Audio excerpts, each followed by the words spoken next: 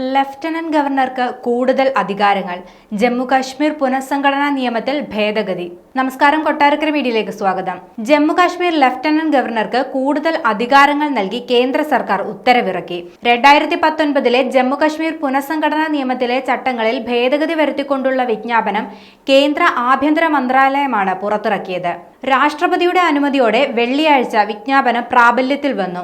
ഡൽഹിക്ക് സമാനമായി ആഭ്യന്തര സുരക്ഷ ഉൾപ്പെടെയുള്ള പ്രധാന കാര്യങ്ങൾക്ക് സംസ്ഥാന സർക്കാർ ചീഫ് സെക്രട്ടറി മുഖേന ലഫ്റ്റനന്റ് ഗവർണറുടെ അനുമതി തേടണം. പ്രോസിക്യൂഷൻ, അറ്റോർണി ജനറൽ തുടങ്ങിയ സർക്കാർ അഭിഭാഷകരുടെ നിയമനം പോലുള്ള നിർണായക കാര്യങ്ങളിലും ഇത് ബാധകമാണ്. കൂടാതെ സിവിൽ സർവീസ് ഉദ്യോഗസ്ഥന്മാരുടെ സ്ഥലം മാറ്റം തുടങ്ങിയ കാര്യങ്ങളിലും സംസ്ഥാനം ലഫ്റ്റനന്റ് ഗവർണർക്ക് നിർദ്ദേശം സമർപ്പിക്കണം. 2018 ജൂൺ മുതൽ ജമ്മുകാശ്മീർ കേന്ദ്ര ഭരണത്തിന്റെ കീഴിലാണ്. 2020 ഓഗസ്റ്റ് മുതൽ മനോജ് സിൻഹയാണ് ലഫ്റ്റനന്റ് ഗവർണർ. സെപ്റ്റംബറോടെ ജമ്മുകാശ്മീരിൽ നിയമസഭാ തിരഞ്ഞെടുപ്പ് നടക്കുമെന്നാണ് പ്രതീക്ഷിക്കുന്നത്. ഇത്തരമൊരു സാഹചര്യത്തിൽ ഭേദഗതികൾക്ക് കൂടുതൽ പ്രാധാന്യമുണ്ട്.